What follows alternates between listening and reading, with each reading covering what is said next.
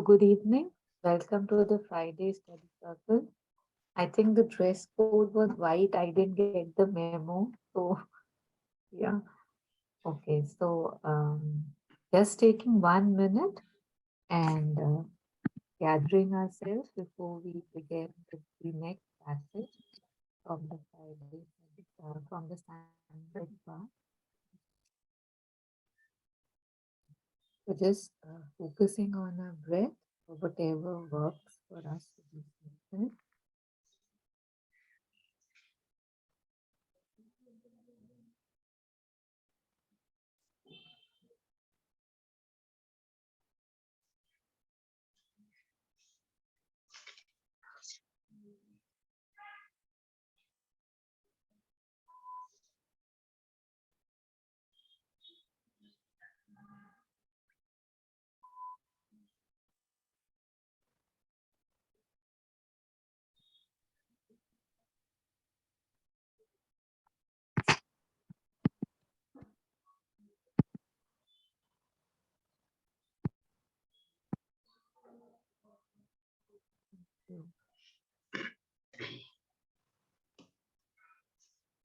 So we have to start from this passage today, page number 18, Sunlit Path, hasn't morality helped?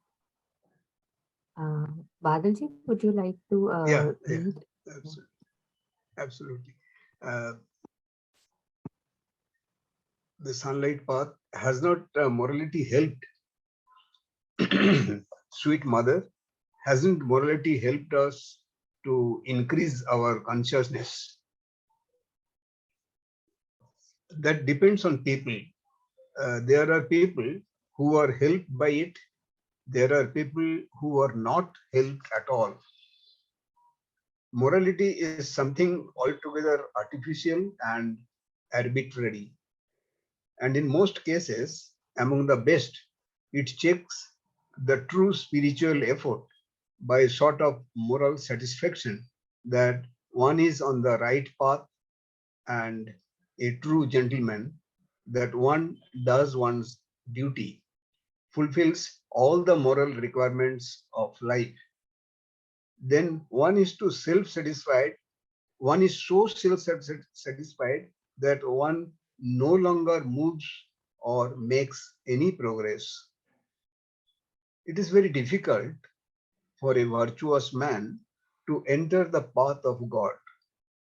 This has been said very often, but it is altogether true, for he is most self satisfied. He thinks he has realized what he ought to have realized. He no longer has either the aspiration or even that elementary humility which makes one want to progress. You see, one who is known here as a Sattvic man, he usually very comfortably settled in his own virtue and never thinks of coming out of it. So that puts you a million leagues away from the divine realization. What really helps until one has found their inner light is to make for oneself a certain number of rules which naturally should not be too rigid and fixed, but yet should be precise enough to prevent one from going completely out of the right path and making irreparable mistakes. Mistakes, the consequences of which one suffers all one's life. To do that, it is good to set up a certain number of principles in oneself, which, however, should be for each one in conformity with his own nature. If you adopt a social collective rule, you immediately make yourself a slave to this social rule, and that prevents you almost radically from making any effort for transformation. Yeah, thank you, Badalji. Badalji, I'm sure you would have reflections that was. Yeah, Uh, actually, it's a very extensive, actually, one paragraph. can be taken up for sort of discussion or reflection.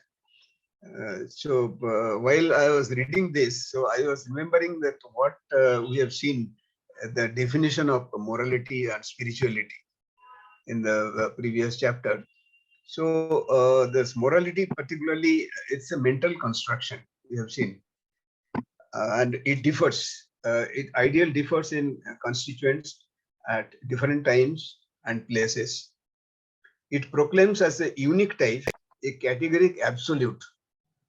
Absolute means there is final. It is 100%. So beyond that, nobody can go. So it is sealed actually, and everybody is to made uniformly. Everybody has to be made uniformly and absolutely the same. Is so rigid, unreal nature. It works in contrary to spiritual life. So here the mother is replying the particular question which was put to her. The morality helped us to increase our consciousness. So we are actually, by following this morality, uh, it may not serve. There are two places actually what mother has said that it may help. Uh, the morality is something altogether artificial and arbitrary, and in most cases among the best, it takes the true spiritual effort by sort of moral satisfaction that one is on the right path and a true gentleman, that one does one's duty, fulfills all the moral requirements of life. Then one is so self-satisfied that one no longer moves or make any progress. So this is like a negative side, that after that we are in our comfort zone and we don't make any progress because we know that we have achieved everything, whatever in the life we wanted to have.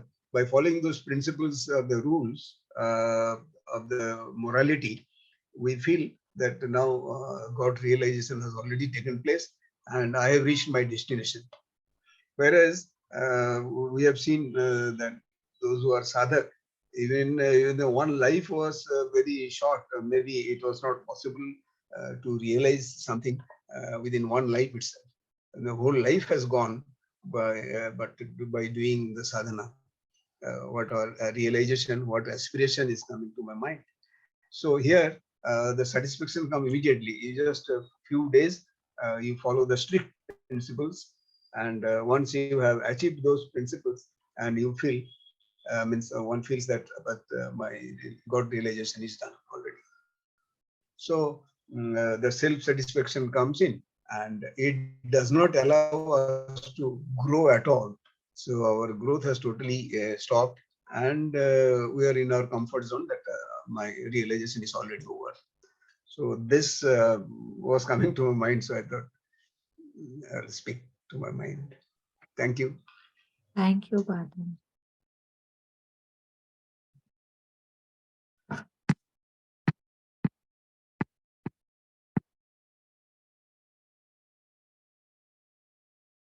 Morality is basically regarded to be such a high trait to possess, right? That even to question it initially, it's like, is that even a question that has morality held? And I think that is true for a lot of things that we take as given. So, the other day I was, I don't know, going through certain things, and there was a video somebody had forwarded. It was a short something. I don't know what they are called. And in that, there was this person who was saying that, since I was a child, I was told that the more you study, that would mean the better you'll do in life. And he said that when I was a teenager, I Googled, say, the 10 richest men in the world or America. I don't know what he said. And he said none of them had studied much, because some were high school dropouts, the others just had maybe completed basic college. So he said that, so that for me, it was a very conflicting things that I've been raised to believe that success or making money is directly proportional to the education, the grades that I receive. And yet, when I'm looking at real life, that's not what it is.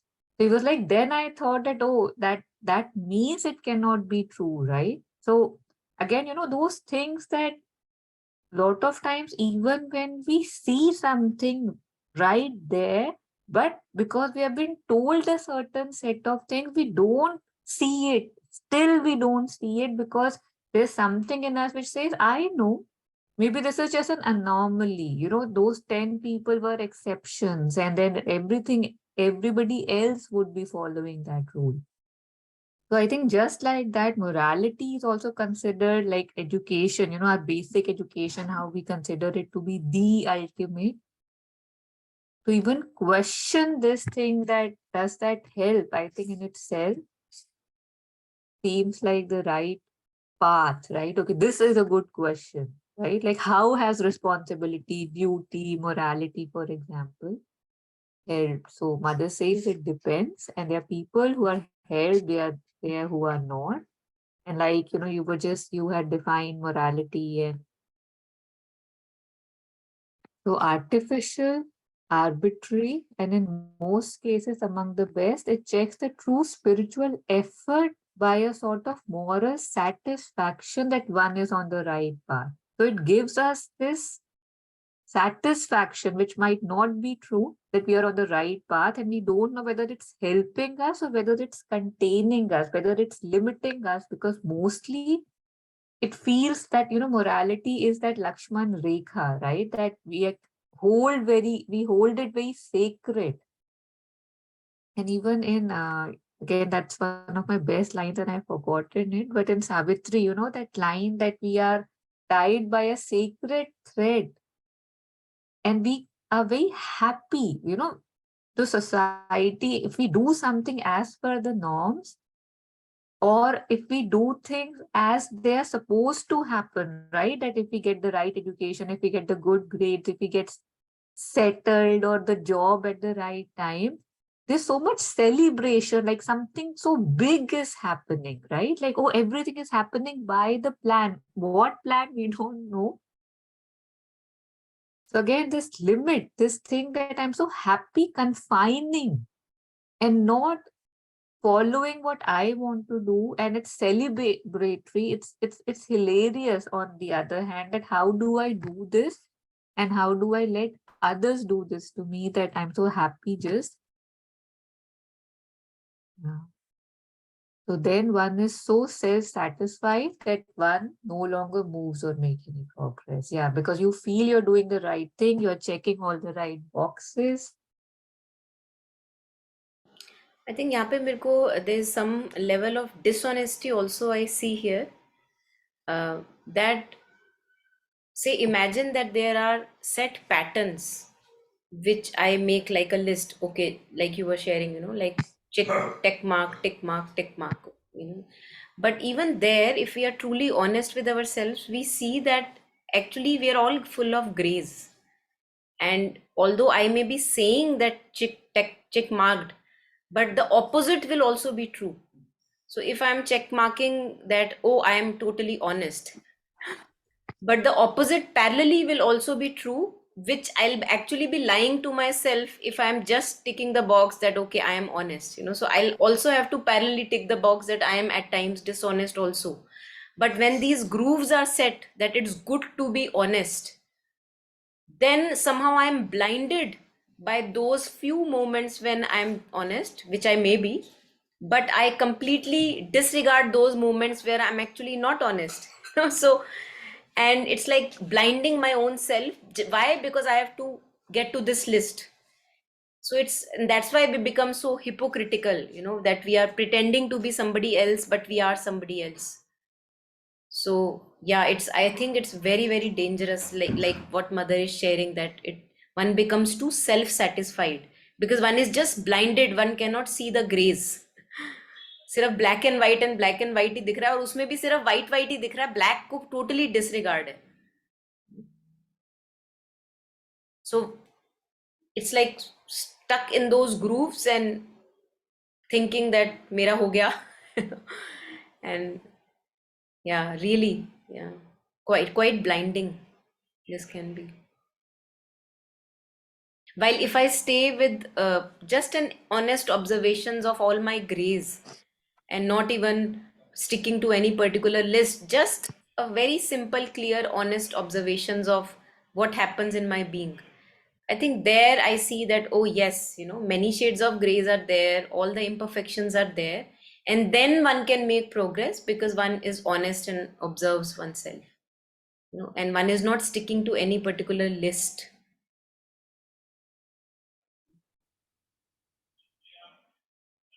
In the morality, what we follow or practice, this we have not discovered. It has been told by somebody that this is moral, this is immoral. So if you are not following that moral, so you become immoral straight away. But who has proved this? This is in law. It's a hearsay evidence because somebody has realized and the realized person has said this. But I have not realized. I am yet to realize the meaning of it. I must have read or somebody must have told me. I have heard, but I have not realized this. That this is the moral principles. If I realize that mother says that this is a solution actually, that how to rigid rules even for me, I can make it.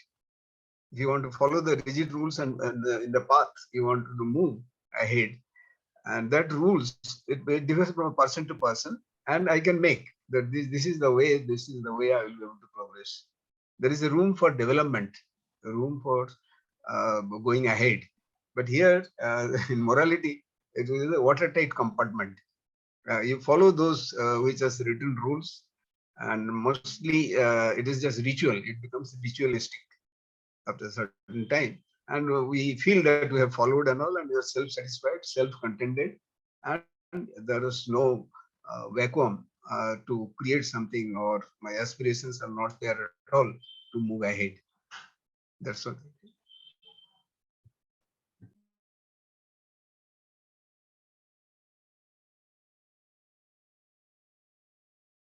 Yeah, they're kept very tight.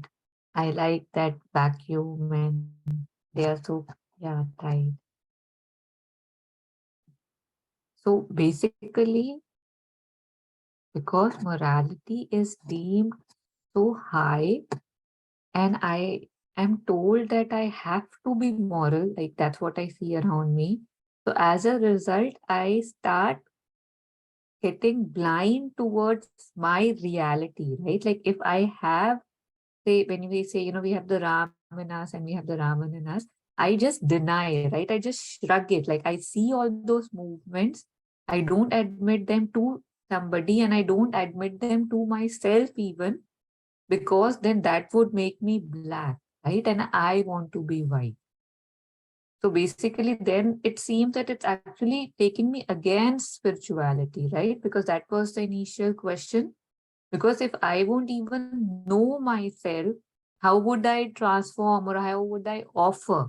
I'm just hiding, hiding, hiding because I've been told that, girls do this or good boys do that, right? And I am good.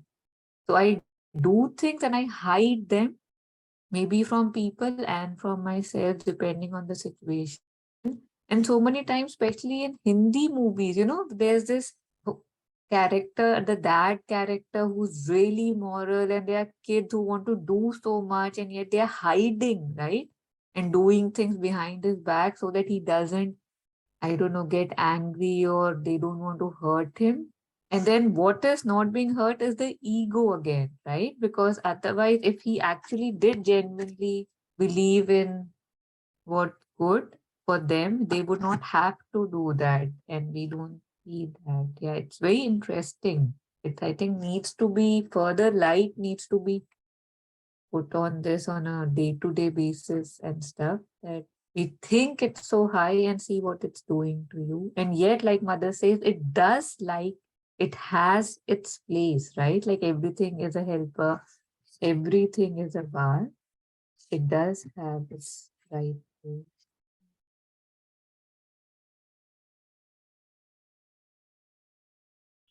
Actually, the Monica ji was saying that we put tick mark. These are the things you have to do in morality, and if I'm not doing so, that become immoral. So the list is being made, and we put tick mark that immoral things, what is there in me, like we are deceiving ourselves actually. We are hiding and we are not expressing that, because that quality neither I will be satisfied myself, and nor if somebody gives a negative side of mine, so I will not like it on the face of it. This is human nature. So similarly, in my case, when I do analysis for myself, then probably I have to do the comprehensive analysis. You have to take positive and negative both. So the tick mark, I was remembering Monikaji that the other tick mark which you have not marked, that remains in the darkness only. So we see only that tick mark one, and we become happy, self-satisfied. Thank you. But Taru, you were pointing at this. I think this maybe can be explored even greater, to a greater degree, that somehow morality is becoming a bar in following true spirituality, which is, so spirituality, in other words, as Mother says, would be moving towards more and more greater perfection in our own self, get greater mastery, greater perfection. But when I refuse to acknowledge all the shades of gray in me, and that's where the last line comes of the paragraph, that when one is too self-satisfied, there can be no progress. Because as if I'm self-generating my blindness, because I'm not questioning who made these rules, and why should I not be seeing all this present in me. I have all the shades of gray. I'm not just Ram or Ravan, I'm in the middle also. And if I come closer to those grays, I think there is the chance where I can take them to perfection. As Badalji was sharing, that if I keep hiding, how would the perfection happen? How would the shed light would be shed on them? So yeah, I think this is so interesting, that as if morality is blinding me, and Yeah. yeah, making me It's not stuck. even as if, right? Like now Yeah, that if we are looking at it, it it feels is doing that. Yeah, it is doing that. It ah, is it, right? not There's letting me come close to my huh, own self. yeah, yeah, yeah. Yeah. And plus, if you do things right by the moral standards, and when you are, say, praised, right, it further accentuates that, okay, that means I'm doing something right. That means I'm doing something right. And yet you're not content. And yet it seems that I'm doing things by the book. Everybody around me is applauding me. I'm Mm. feeling this emptiness inside, which I don't know what to do. And then I just again deny. And then there are diseases, there are crises, right? And it's very confusing, right? That what am I doing wrong? So, yeah, And I think in that approval also, so imagine that I am functioning, at least in my pretense, that I appear moral and I have the approval of the society and all that. I think that also, if I get it, imagine that we get it, it is not fulfilling. Somehow you, as if I'm fooling myself all the time, because it's not true intimacy with my own self. So the sense of lack still prevails, that doesn't give me anything, even to, so called, even in pretenses, be okay with those tick marks. It doesn't give me anything. I still remain a beggar. Yeah. Or why although do ego may this? be boosted, ego may be Yeah. boosted, but then when ego is boosted, one sees that there is still a lack one is living in. Like there is a perpetual lack, because you need refueling of ego boosting again and again. Otherwise you feel the lack. So you want to again get the approval again. It's like an addiction, that again do something which appears moral, and all the attention is totally on the outside, that I must appear moral. So all the senses are taking you to focus on something outward. The focus is not within.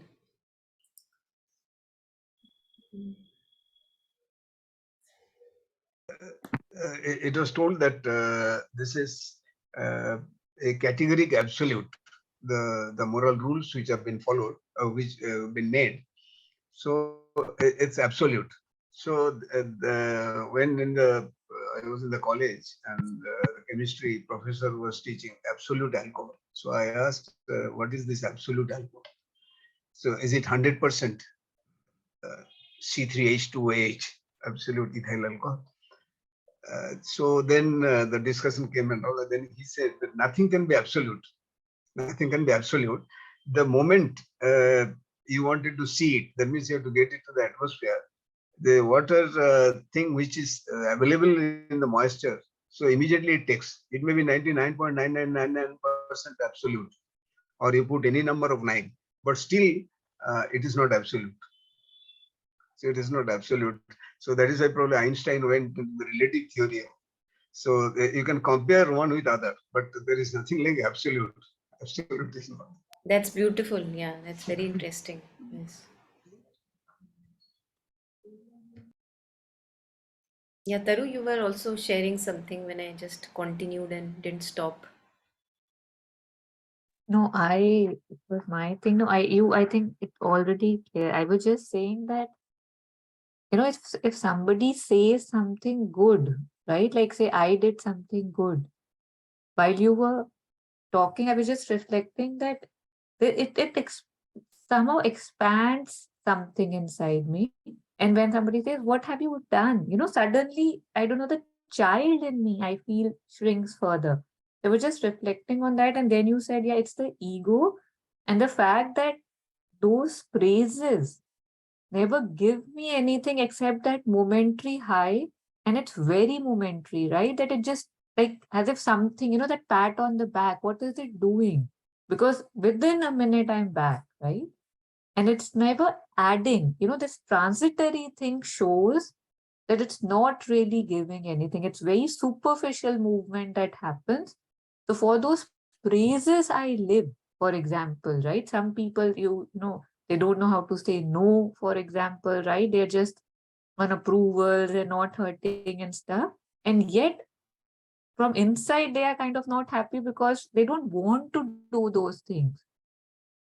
I think just this transitory thing that you mentioned, that the up also doesn't last long, the low also doesn't last long, the praises or the, I don't know, judgments or criticisms, that shows that it's a transitory thing, and I cannot and I must not live because of that, right? And this kind of living is like living like a slave.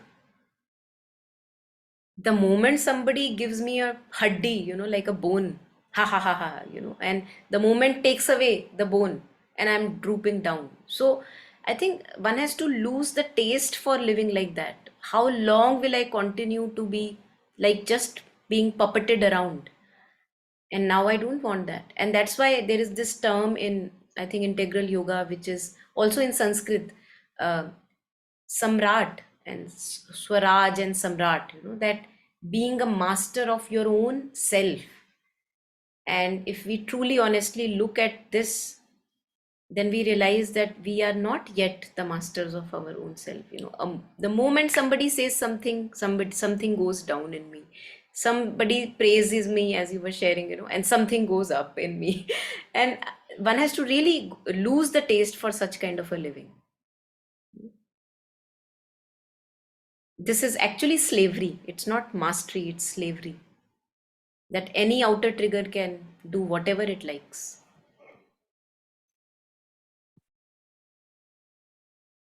And that's where equanimity comes. When Aurobindo talks about that, this is one can say it's like a quality of soul consciousness, which is equanimity. It has this certitude and it's solid in that certitude. So, not easily puppeted around at every sway. The difficulties may still be there, but not the puppeting around is not there. That we are not like drooling our tongue out for any praise or not wanting the rejection. So there is a relativity. I think that would resonate with what Badalji was sharing, that there is a relativity, that neither do you take praise to your head and neither you take rejection to your head, because knowing and understanding that everything is relative, and whatever is being said from outside, it may have a pinch of truth, but it's all relative. It's not like something rigid.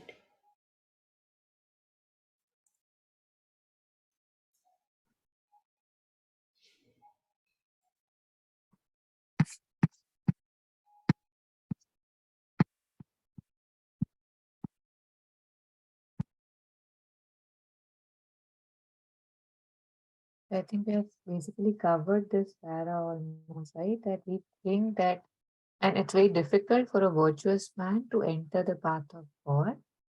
This has been said often, but it is altogether true, for he is most self satisfied and he thinks he has realized what he ought to have realized. He no longer has either the aspiration or even that elementary humility which makes one want to progress, because he's just going by all the checks, right? By all the books, like we were saying. Everything superficially appears to be going very well. You see, one who is known here as a sattvic man is usually very comfortably settled in his own virtue and never thinks of coming out of it. So that puts you a million leagues away from the divine realization. So that was like the point that you had actually raised. Million leagues away.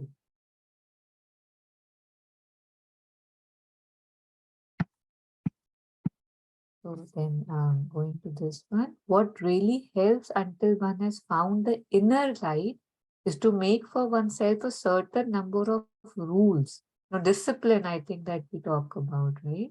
Which naturally should not be too rigid and fixed, but yet should be precise enough to prevent one from going completely out of the right path or making irreparable mistakes. Mistakes, the consequences of which one suffers all one's life. Nice to see the word irreparable from the mother. Mm.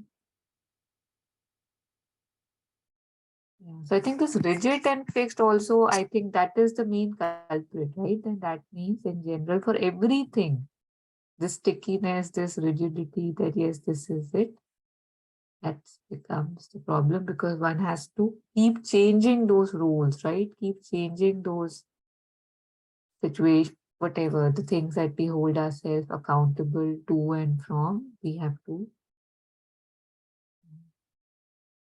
Yeah, I think this paragraph is very nice, and it's like mother is giving us step by step hand holding. That okay, morality, we don't have to stick too tightly to. But then we are wondering, mother, you know, but if morality is not there, how to really know what to do? And then she's sharing that okay, until you have found the inner light, this is what you do. you know. So step by step hand holding. And I think this Alokda also, in one of the talks, he was sharing that even to live a decent kind of life, a decent kind of a well kind of a life, we, everyone, each one of us would know that we need a certain number of rules, which are in accordance to our own swabhava, our own little discipline here and there, which maintains a sanity and a kind of a goodness in life. Like some people have rules about how much to drink. I think that's also a very good rule, that I would never drink this much that I become really, my screws are loosened in the brain. And people do stick to that. I've seen people sticking to that. So they may not say that I would not drink, but they have their own rule. Many people have this rule that on Tuesdays I would not eat meat, or these kind of things. And I don't know what good it does, but then many a time they also wait for midnight to happen so that the day changes into Wednesday and they can have the meat. So it's funny also, but they have rules, so one animal saved one day. And there are also rules that I will have one drink a day. I also know some people that, Hmm. like, without failing, come what may, I Interesting. will have, at Hmm. 5 o'clock every day or something. So again, it's very customized, right? For Yeah, each his own. yeah, yeah, Never the second, only one every day. So yeah, yeah. And also, because there is always a slippery slope. I think this irreparable mistakes, that if one doesn't set these rules for one's own self, then there are slippery slopes where you go. Either you land up in prison, one can go to that extent, or you commit such a mistake that for that you have to actually like live with that burden of that mistake for many many years, almost a lifetime. Things can happen. So I think it's really to have a relatively uh, decent life, and that relative would be different for each individual. uh, to have these own rules which prevent us to go down these. Many people have these kind of rules about taking loans or investing in shares. That in this month I would not, every month I would not invest more than this. That's also, I think, relatively a good rule, because they know the blunders it can cause if you just play it like a gamble. Or taking loans, how much loan I would take, that how much of installment would go each month, and more than this I would not be okay giving, because many a times loans are so easy to take nowadays that one can just be maybe not earning but giving loans, the installments that happens with many of us. So that also I think is a good rule, that not why to take that much of stress. Yeah, that each day is a trouble that you have to think about, how do I pay the loan. Yeah.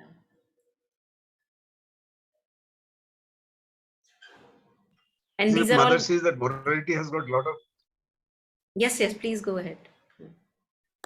sorry, mother says that morality has got a lot of shades and it varies. It cannot be like absolute actually, and we cannot measure also that whether morally absolutely we are absolutely correct, absolutely moral or not. So here, it reminds me of our officer commanding. So he says that in the evening I take bath around 7 o'clock, and then I do Hanuman Chalisa. He reads Hanuman Chalisa, and during that time he says that unless I do this, I don't drink. Drink means alcohol.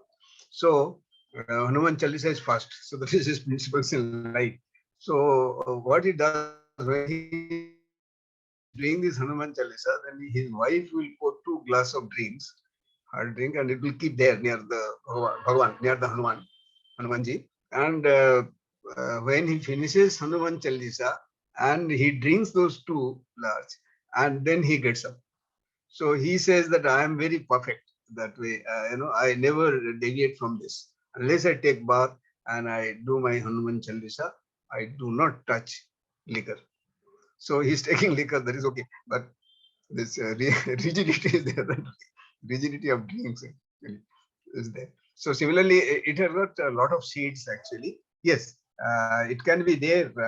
We can check. May not be the progress, but if somebody is in the right path, that can be checked up by morality standard or something. Who is qualified? Not that everybody. Like we write examinations, and there is an examiner to correct this. We all cannot be examiners. I cannot I cannot myself correct. Normally, our parents used to say in the examination, you should revise before you give your copybook answer sheet. So, but we could not. We have gone through, but we could not find out our mistakes. Like you had been mentioning, Monica, you were mentioning about the mistakes.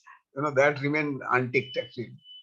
That is in the dark. Similarly, I cannot reveal my mistakes there. Even if I go 2-3 times also, I will not be able to reveal the mistakes which I have committed, maybe spelling mistakes or something. Whereas the teacher, the eyes will be there only on the mistakes. And quickly, actually those who are trained, they will be able to find the mistakes in this straight away. So similarly, our opinion is given by the everybody, each and everybody. Either they are qualified to give the opinion, that remains to be seen. Who is telling that you are immoral? But how much of immoral I am? But how does he or she have the authority to say so? Means the scale or measuring tape or what exactly?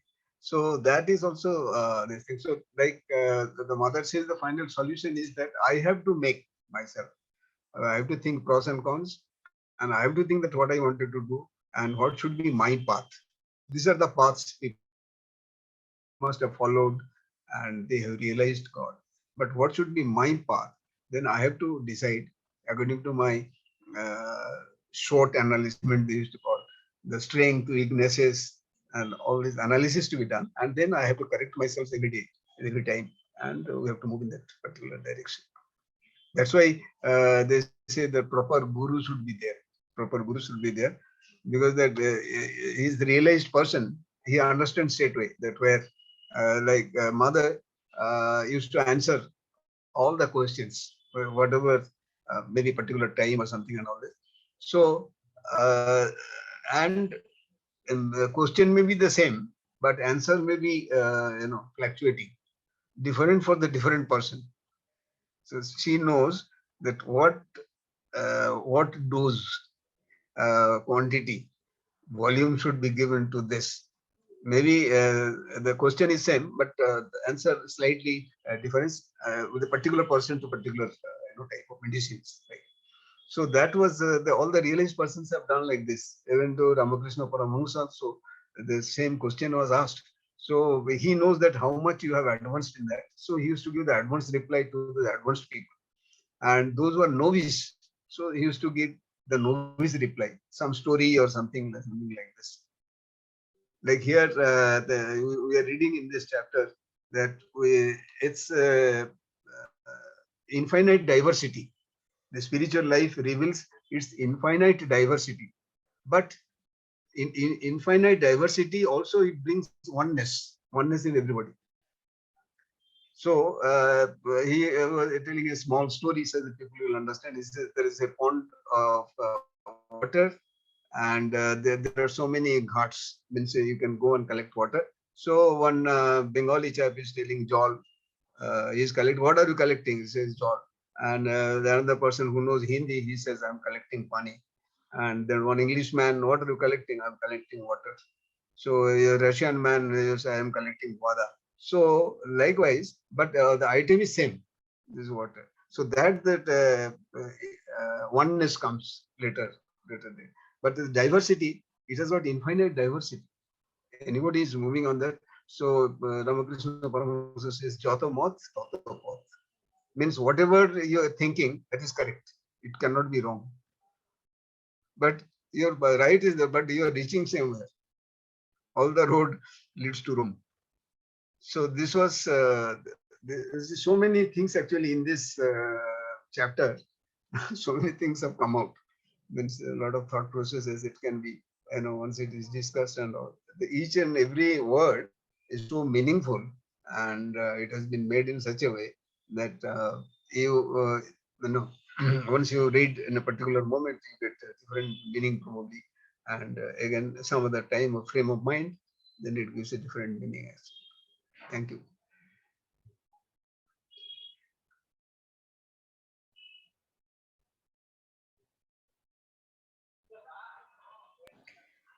This point about not being so rigid comes again and again. And with, I think, where Sri Aurobindo says that the mind has to be very vast, flexible, supple, like not too rigid. And there I see that it's almost also related to our stickiness, because wherever I am sticky, I would be rigid. And that is the very task, what mother says, that we have to move from this. Jetsunma shares, like, from stickiness to being non-sticky. Mother talks about that we have to move from the identification with the desiring soul to the true soul. And the desiring self is always sticky, sticky, sticky, sticky, and can become rigid, rigid, rigid, rigid. So wherever there is stickiness, there can be rigidity, there will be rigidity. And wherever there is vastness, openness, suppleness, there would be flexibility also. So I saw that this rigidity also tells me about my stickiness.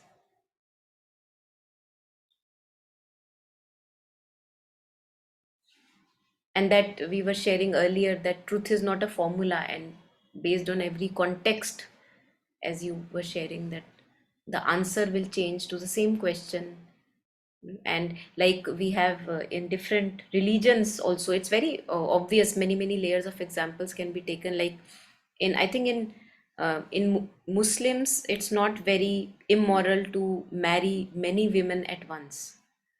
It's like, I think maybe they take, maybe they can take it as a pride also, that how many wives I have. In earlier times, I think Mughals had many wives, and yeah, these things were there and they were not immoral. But in certain cultural place or in certain country, this may be really considered immoral. That how dare you have that. So that itself, although it's a very on a grosser level, but that itself shows the relativity of it, that these rules are so relative based on context, culture, place, times, ages. Also dressing up, I think regarding clothes also, for many people, like showing the whole body is not immoral. It's like we have beaches where you can just hang around like that. But then there are places like temples or wherever, that it would be considered immoral to walk like that. So again, we see that even at grosser physical material levels, that we see the relativity of these rules, and that we cannot be too rigid about this. Yeah.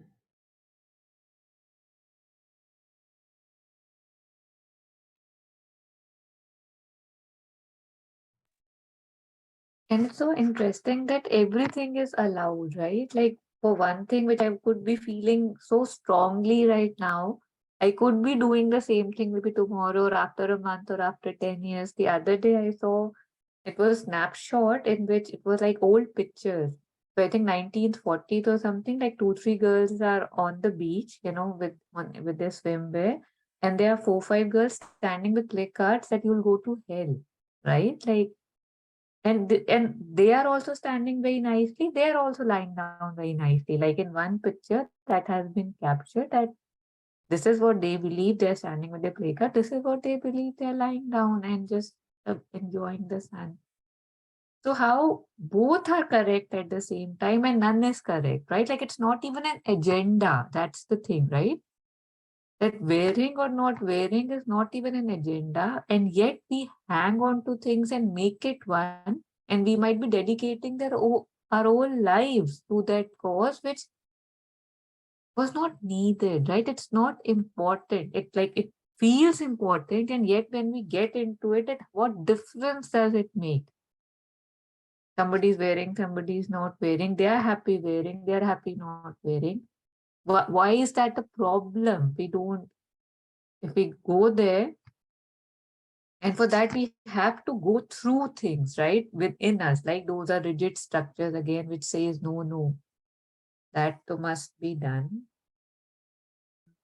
Very interesting how everything is allowed, and wherever we get stuck, we know we are sticking. I think it's almost like the more closely I'm able to see all these modal modulations, one can say, within myself, that I am not the same person, I keep changing, as you were sharing. It is impossible to be rigid about anything. Yeah. I would not be, so the more clearly I see, the more sincerely I see, I would see the futility of those rigidities. It will be like on my face again and again. What am I thinking?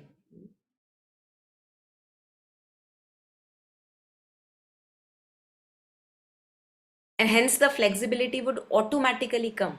It feels like, with honesty and sincerity towards my own self, it is impossible that the flexibility cannot be.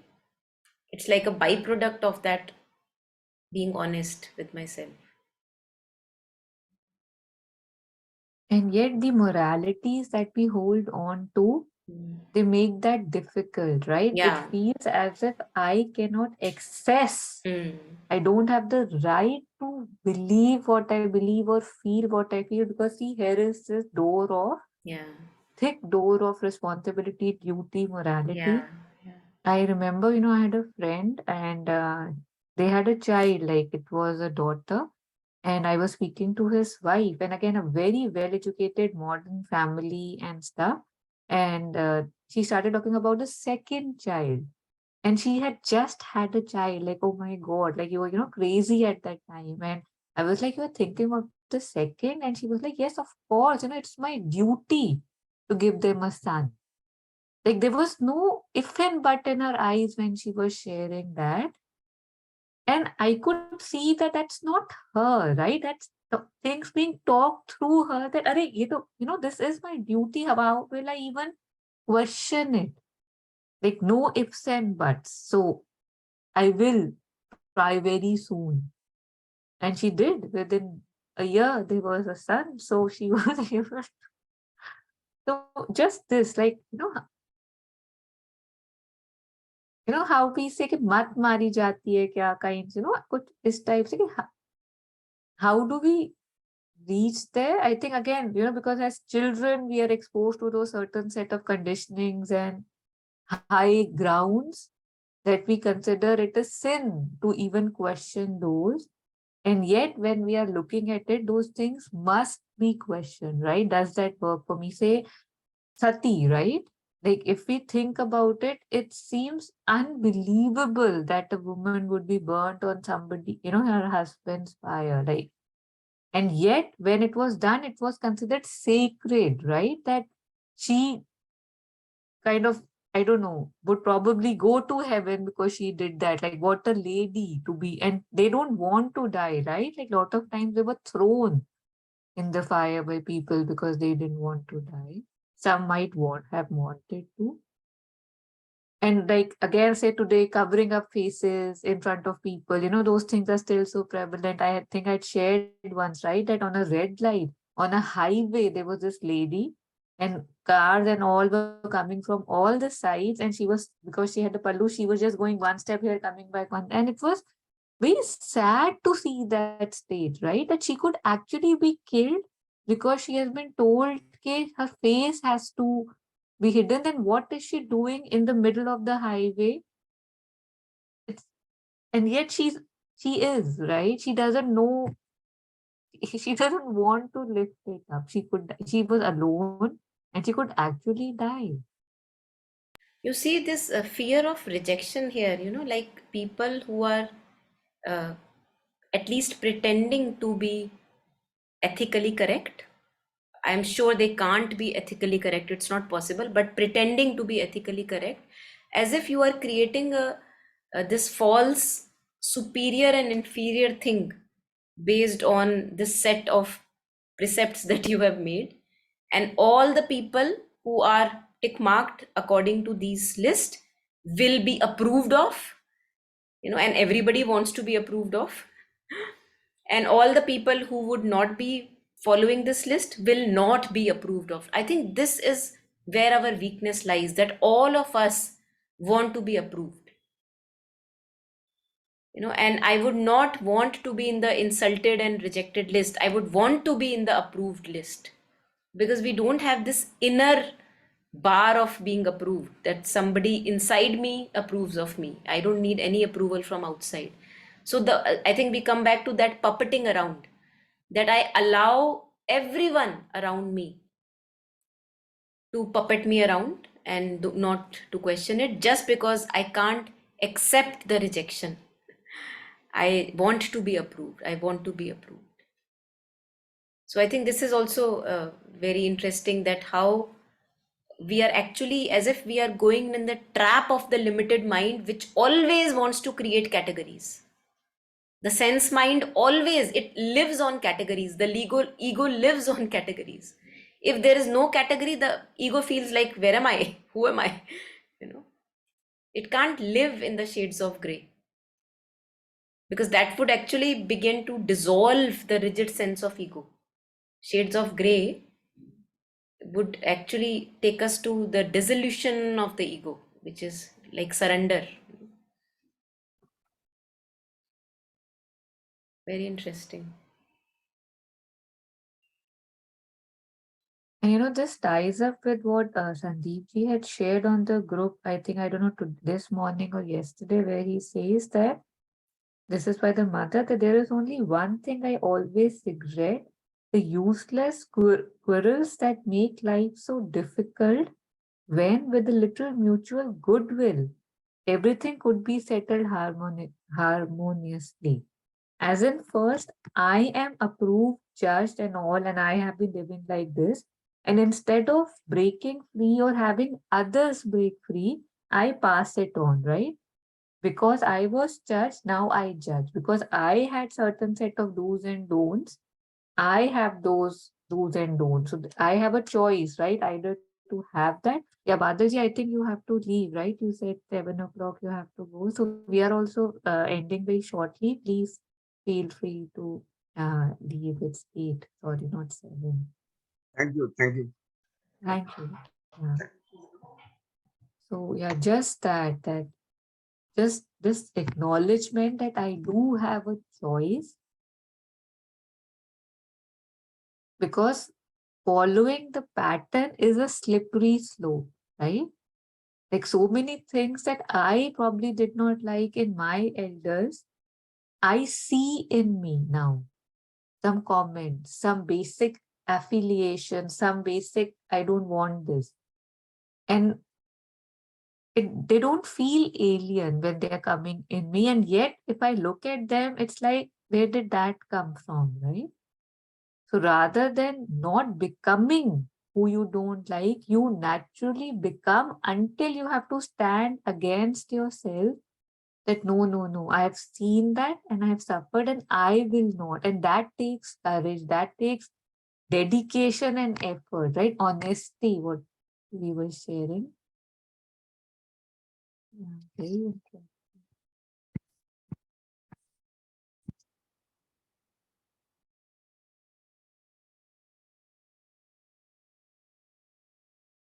Yeah, I think this is done, right? The social collective rule you have already touched upon, slaves to the social rule. And that prevents you radically from making any effort for transformation. I think it's a very big thing that she has said so subtly.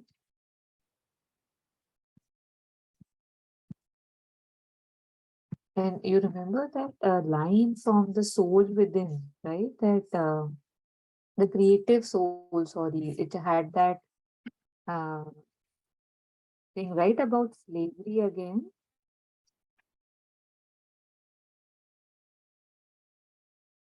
That imitation is servitude, and servitude brings in grief, right? Imitation again, like, is slavery, right? Like copying, and that's what where we are, right? Morality is mostly imitation, right?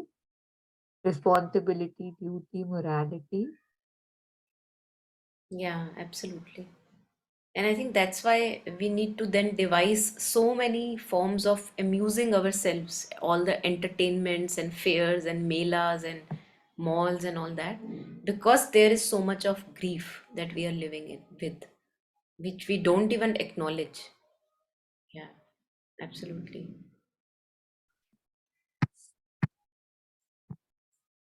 And I was realizing that if one is living a relatively fulfilled life, being in whatever degree of connection with oneself one can, then actually these amusements don't appear like amusements. Really, I felt that many times, that almost like maybe even at times you fall in for those amusements, like, because sab kar rahe hain, chalo, you also make a travel or entertainment or whatever. But then one wonders, actually it didn't do anything to you. Like, it was not required at all, because the life that you day to day are living, it is so fulfilled, being in relatively whatever touch you have with yourself, like a true honest inward life, that then, because the grief is not there, hence there is no need for outer amusements. They may happen, they may happen, but it's not that one is craving to mask up that sadness and grief.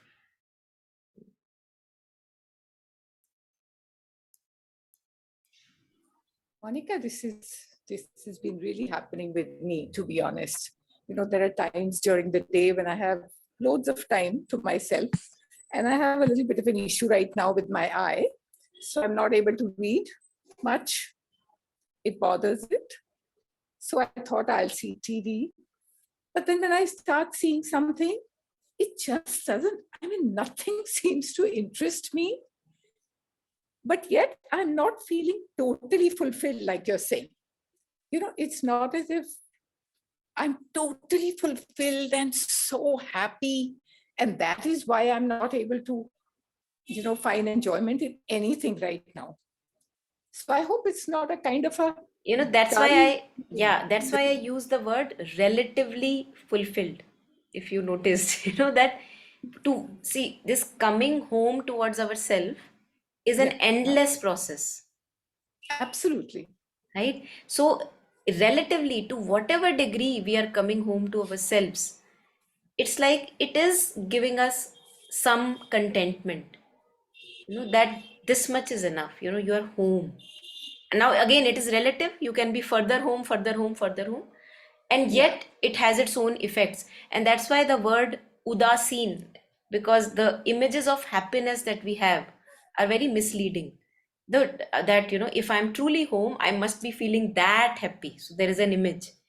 But actually, if we look at masters and mystics, they say that it's like almost udasin is a state that where we disenchantment, use like you told us earlier. disenchantment. Yes, so it's Yes. like a state of neutrality. It's neither an excited vibration nor a very moody disappointment. It's somewhere like, you can't even describe it. And because we are not used to seeing happiness like this, that's why we question ourselves, that is that happiness? Because that's not related to the images I see of happiness. So, and that's why Aurobindo at one place says that true love, how we have misleading images of love, that he says that many people who have pure true love, which is without any mixture of emotional vibration, they don't even know that they have love, and they feel That that they is are true. cold and indifferent. So That is true. Like I was listening to Osho today morning by chance, and this is one thing he said. He said, take Buddha for example. He said, उन्हें ये नहीं लग रहा था कि मैं बहुत सुखी हूं. Because to be sukhi would mean you know what dukh is. So it's a duality. But he said he was always in that beautiful space. So he didn't have to feel कि ये सुख है. It was just naturally that. So I found that very, very nice. That it was just a very natural space. But what we think of it is absolutely blissful and, something where you have so much peace and happiness. Zindagi to bhool hi jate hain piche. You're right. It's the images absolutely. that And we that's create. why Kabir ji says that I laugh at it, that how can a fish in the water remain thirsty? Yes, very true. I know. Because Which as is mother big says that thakave nasi. we are drenched in grace, but because I have images of grace, I miss the grace. Because I'm still looking for something else. Is Looking that for, it? yes, that image, yes.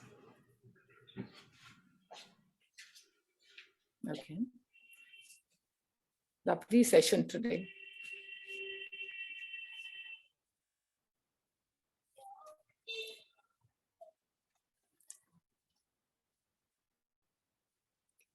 Lot to reflect on today for me. Today I was talking to someone and she was sharing about like how we feel, that you were talking about, this, how we have images about experiences, that this is how bliss would be, this is how feeling the mother Yeah. would be. And we were just talking about it, and I said that just this neutrality, that maybe feeling the mother is this. And because I want to feel the mother in the way I have imagined, and I don't even, I'm so blinded by that image that I don't even see that I have an image. That's even a greater blindness. To acknowledge that I may have image in my mind, and that's what is stopping me to really, be with it, is a one step closer. But Yeah. to have images, but not to even know that I am having images. That's even more blinding. And that's why we keep on running to wherever, and we don't get it. We don't get it. Why? Because it's already there, but I'm just wanting to run after my Yeah, images. Same with that's love. true. Yeah, same with love. We have love, but we have images of love to which we run, and we never get it. So it's, yeah, it's. Actually, I think we are always trying to put things in word, put things as, even feelings, love, like you said. We're always trying to kind of, yes, we have an image, but I think we are trying to put it in words. We are trying to make it something जिसको हम महसूस कर सकते हैं. But actually वो महसूस नहीं करना, वो एहसास है सिर्फ. Exactly. So ये जो महसूस करने वाली आप बात बोल रहे हो ना, this is what mother says, that this is what is grasping. Yes, that's what I said, that actually it's just an ehsas. It always reminds me of that song, प्यार कोई बोल नहीं, सिर्फ एहसास है, ये रूह से महसूस करो. And mother says that the more we want to feel certain things, like either mother's presence or, divine love, grace, bliss, the more we want to feel things, the more we create like a rigid wall between that thing and ourselves. The further we are. Yeah, absolutely. क्योंकि जब भी हम कोई भी चीज महसूस करने की कोशिश कर रहे हैं, इट इज नॉट पॉसिबल कि हमारे दिमाग में कोई इमेज नहीं है. कुछ ना कुछ इमेज है. Absolutely. और वो इमेज ही मेरे को उससे ब्लॉक कर रही है जो मेरे इतने इंटीमेट है, as they say that it's as close as your eyelashes, your true nature. नहीं, वो शायद जन्मों जन्मों की, maybe it's a conditioning of God knows how many lifetimes, leave alone just this birth. Yeah. So I guess, like, I always feel that one can really pray. Grace might be there all the time, like all our evolved masters say, that grace is readily available. We just need to open ourselves to it. But I think I really need to pray still to be able to open myself totally to it. My images still kind of become a block every now and then.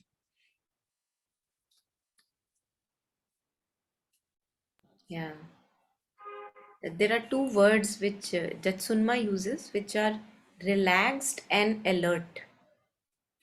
Sorry, what was the first? Relaxed. Okay. And alert. So you were talking of this openness. Yeah. And because if I'm too eager to open myself, then I'm not relaxed. I'm under a tension. Am I open? Right. Am I not open? Am I open? Am I not open? So there is a tension. So she talks about being relaxed, and this she also shares about when we are meditating, like we are continuing a meditative state, how it should be, like relaxed, like there is no agitation in the being, that this is how it should be. And yet not dull but alert,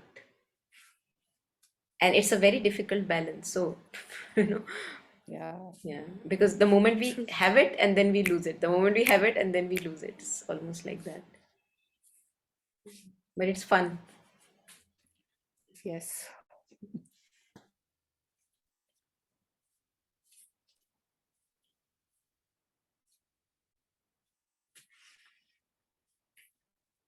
You two girls are such a blessing, honestly. I'm so grateful. And I'm so grateful to Rohini for introducing me to you. Yeah, I think we can all be grateful to each other to show up for the sessions. Yeah. So thank you also. Thanks. So I think we can end the session here. Today we have covered the practice hasn't morality here, and we'll be taking up serving humanity next time. Please mind. Thank you, Sulakshma ji, for Thank joining you. in and Thank you staying so with me. much. Thank you. Taru. Thank you, Monica. Bye-bye. God bless you. Thank Bye-bye. you. Bye.